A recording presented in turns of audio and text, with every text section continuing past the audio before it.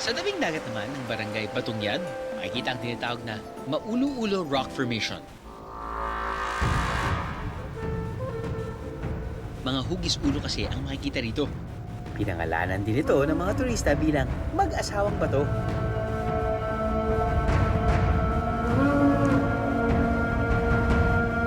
Pero ang narinig namin, may kababalaghan din di umano sa pagitan ng mga batong ito. Ano na naman ba to? Ako po si Alona Majaries. Ako ay natao dito ay 1965. Yung nakikita namin dyan, nung maliit pa ako, mga 8 years old kami. Ako.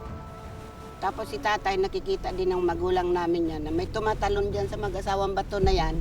3 klase ang lumalabas dyan. Para kasi siyang bagay. Yung nakikita namin, hindi naman kami nakakakita ng tao, kundi yun lang ang nakikita namin. Parang apoy siya. Tapos may green, may pula, may yellow lumalabas dyan. Malabas yan pag umuulan. Yung multo. Multo daw yung sabi ni tatay. Ayon kay Nanay Elona, hindi naman sila hinabol o sinaktan ng mga di umano'y baga o apoy.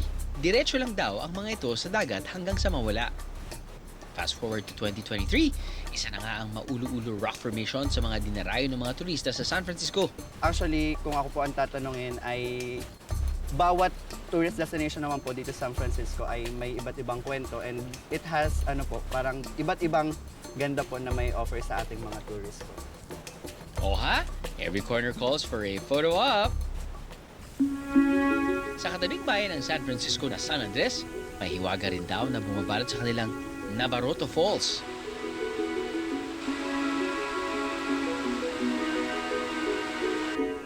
Bago makarating sa Navarrete Falls, may 10 to 15 minute trek muna. Dito po ang welcome water ng Navarrete.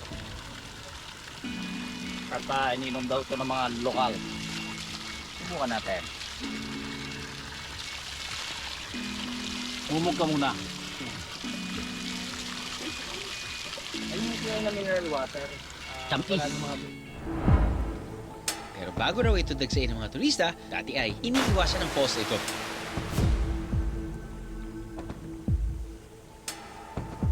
Ayon kasi sa kwento-kwento, may mga umaligid daw di umano na engkanto rito. Dito na po ako lumaki, dito na po ako pinanganak, magulang ko, sa San Andres. Dati may nabubuyagan, yung binabati po, yung tinatrangkaso sila, masakit yung ulo nila. Nakilala namin ang caretaker ng Navarrete Falls na si Ate Evelyn.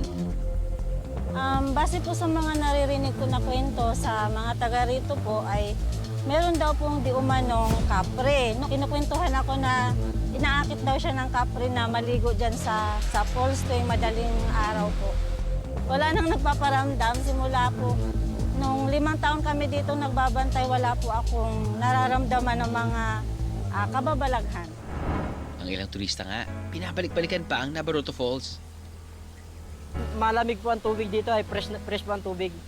Kaya kahit malayo, napupuntahan po namin. Wala naman po kami nararamdaman dito, wala din po kami nakikita na kahit anong maligno. Wala po. Ayun naman pala, bukod sa pagligo sa falls, pwede rin magbaon ng pagkain at picnic by the falls with your friends and family.